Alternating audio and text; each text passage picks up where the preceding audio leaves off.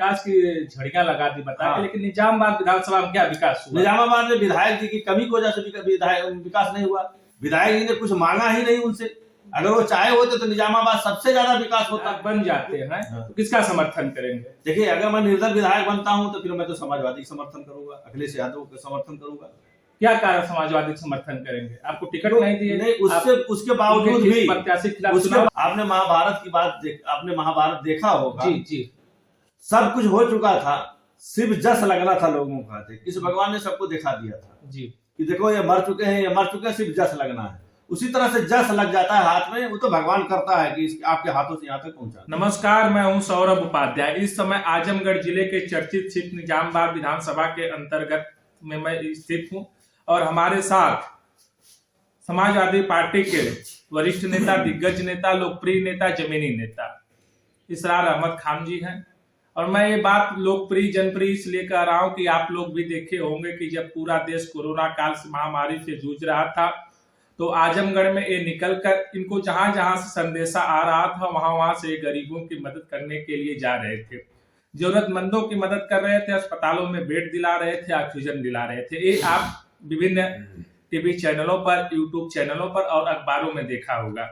इस समय उत्तर प्रदेश की सबसे हार्ड सीट निजामाबाद विधानसभा बन चुकी है, क्योंकि वहां जो वर्तमान विधायक जी हैं उनका जगह जगह लोग विरोध कर रहे हैं और नारा इसरार अहमद के समर्थक नारा दे रहे हैं कि आलमबंदी हटाओ, इसरार लाओ। इस बीच में आज हमारी मुलाकात इसरार साहब से हो गई है। इनसे हम बातचीत करेंगे कि किन मुद्दों को लेकर ऐसा हो रहा। सबसे पहले तो हमारे चैनल में आपका प्रमुख जी स्वागत है। बहुत बहुत धन्यवाद, आप हमारे तक आए, आपका भी हम स्वागत करते हैं। चर्चा ये है कि आलमबंदी साहब के इसरार खान साहब बड़े खास हुआ करते थे, इस समय वादा खिलाफी से आप उनके नाराज हैं, तो इसका क्या प्रमुख कारण है? देखिए, जब राजनीति में आए वो हमसे उम्र में बहुत बड़े हैं जी। हम समाजवादी पार्टी में 89-90 से काम कर रहे हैं, वो 96 में आए। तो मुस्लिम मजलिस के फजलुल बारी साहब थे, बसपा के फिर कैंडिडेट बन के आए थे। तो उम्र को देखते हुए लोगों ने यह फैसला किया कि कोई मुस्लिम मजलिस का लीडर ही मिल जाए जो इनका गार्ड होगा। तो मुस्लिम मजलिस के ये प्रेसिडेंट रहे उत्तर प्रदेश के, तो फिर इनको लाया गया। तो माननीय नेताजी उस वक्त हमको टेलीफोन किए थे, माननीय बलराम यादव जी, बाबू जी जो कहे जाते हैं हमारे, उन्होंने टेलीफोन किया कि सर एक आदमी को ऐसे आदमी को भेज रहे हैं जो ईमानदार हैं, सच्चे हैं, इनको लड़ाओ। आपकी उम्र जो है, आपकी उम्र अभी है, मौका मिलेगा। तो हमने इनको लड़ाया चुनाव जी। पहला चुनाव लड़ने के बाद कहना रही तो शैतानी काम है, बड़ा फंस गए। फिर दूसरा चुनाव लड़े, फिर तीसरे चुनाव में जो है आप जाने हैं बड़ी मेहनत किया गया। हम लोग 43,000 वोट पाके दूसरा चुनाव जीते थे, फिर उसके बाद 48,000 कुछ वोट पाके हार गए, 5,000 ज्यादा वोट से हार गए चुनाव। किस 2007 जी। उसके बाद फिर 2011 में आए तो हम लोगों ने मेहनत किया इनके लिए, ये चुनाव जीते। इनका हर बार चुनाव आखिरी होता है, कहते हैं हमारा आखिरी। किससे बातों करते हैं? सबसे कहते हैं मेरा आखिरी चुनाव, मैंने जनता से, आपके पार्टी पदाधिकारी से, अपने सभी लोगों से कहते हैं। उसके बाद फिर 2017 में जब आए तो मैंने कहा, आपने 2011 में कहा था मेरा चुनाव आखिरी है, तो कहा फिर काहे लड़ रहे हैं? बोले नहीं, एक बार हमको और लड़ा दो। बड़ा विरोध होने लगा, करेली यादव आ गए तो बसपा के बैनर से करेली यादव आ गए। तो कहे बिना तुम्हारे यादव नहीं संभलेगा। मैंने कहा विधायक जी आप विधायक हैं, मेरी कोई जरूरत तो है नहीं जी। तो कह रहे तुमको खोज रहे हैं। मैंने कहा विधायक जी मैं तो विधायक था नहीं कि मेरा टिकट कट गया, आपको मिला है।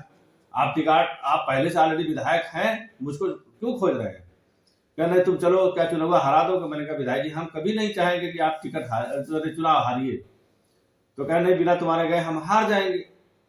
तो लोगों ने, हवलदार यादव जी हमारे जो जिला अध्यक्ष है वो आए, ये आए, और दोस्त हमारे हैं, नई भाई हैं, बोले कि हमारा चुनाव आखिरी है, करा दो बाबू। हमारे घर पे आए, हमारे भाई लोग भी सब लोग थे और रोने लगे हमको पकड़ के, कहना हरा दोगे? हमने कहा नहीं, हम कभी नहीं चाहेंगे कि आप चुनाव हारे। तो उन्होंने कहा इसके बाद तुम्ही को लड़ना है। उसके बाद मैंने मीटिंग कराई इनकी गांव में वो जाते नहीं जल्दी, डर के मारे कि हम कुछ किए नहीं है तो हमको विरोध होगा।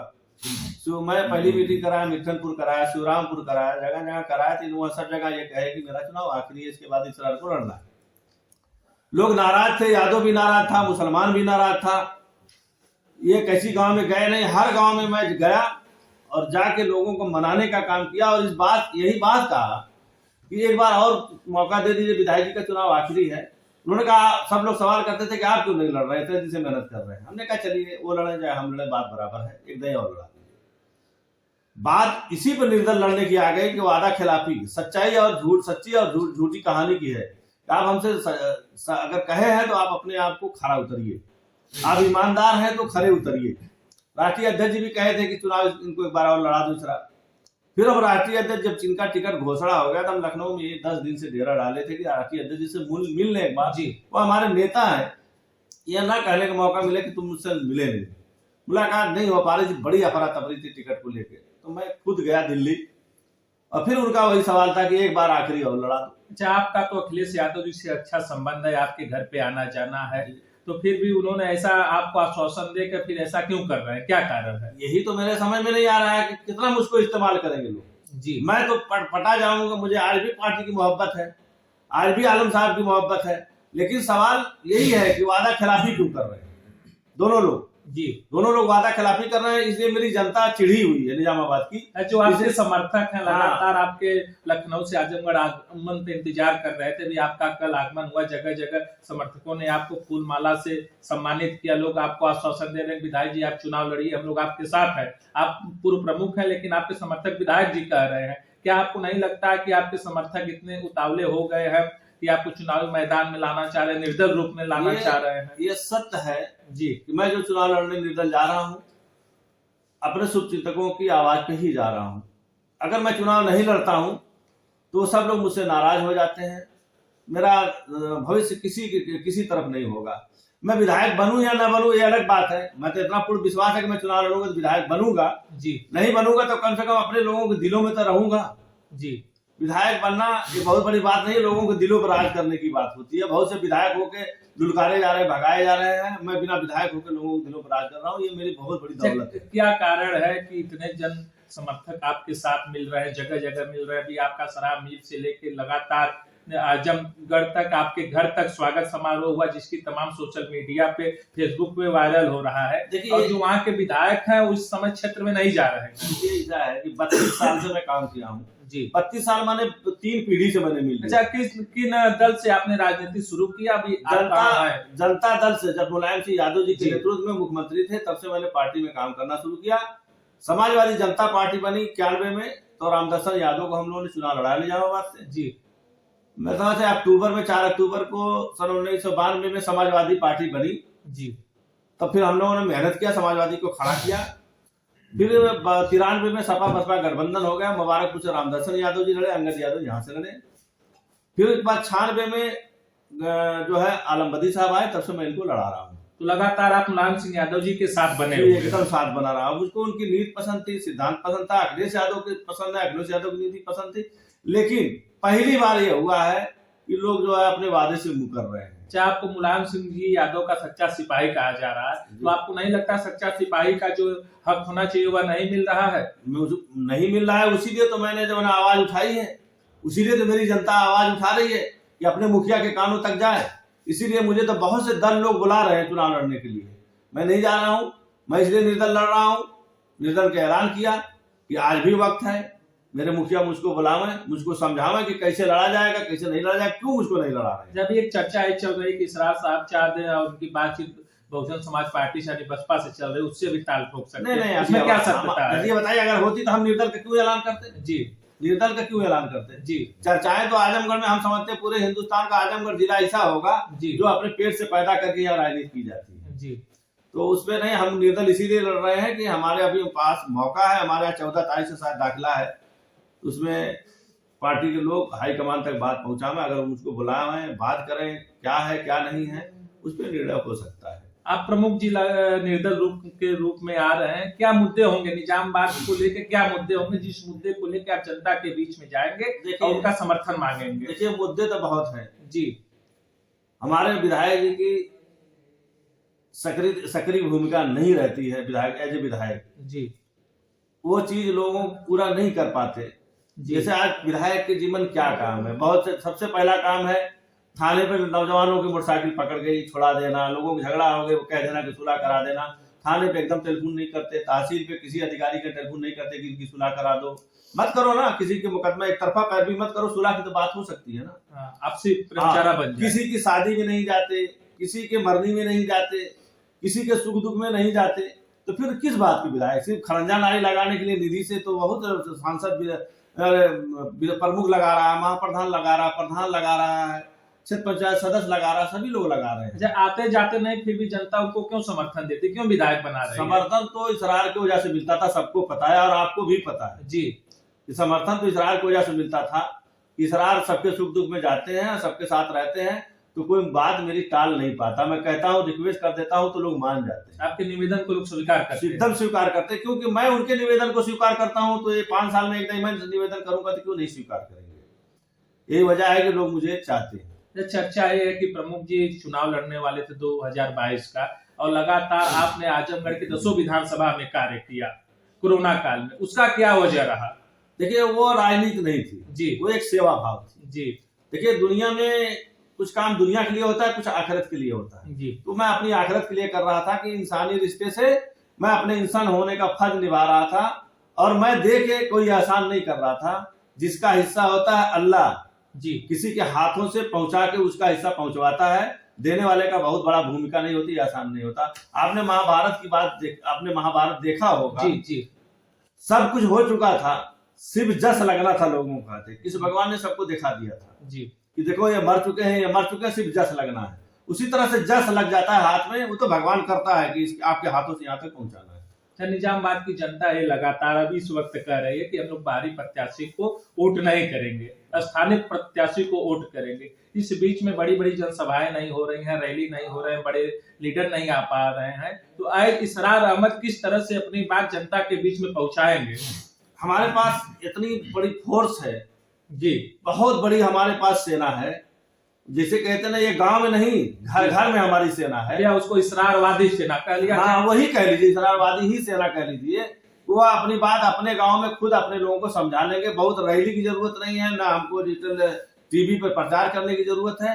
इसरार नाम ही एक आप लोगों के आशीर्वाद से, दुआ से एक ब्रांड है निजामाबाद के लिए। निजामाबाद के लोग उसको जानते हैं, पहचानते हैं। निजामाबाद की जनता ने आपको मौका दिया और आप निर्दल रूप में आए और विधायक हो गए, तो पहला काम क्या करेंगे, ये हमारे दर्शकों को, निजामाबाद विधानसभा के वासियों को बताइए। विधायक होने के बाद जी, सरकार किसकी बनती है उस पर निर्भर करेगा कि काम क्या होगा। जी, सरकार अपने मन की बनेगी तो बिल्कुल जो हमने सोचा है सब होगा।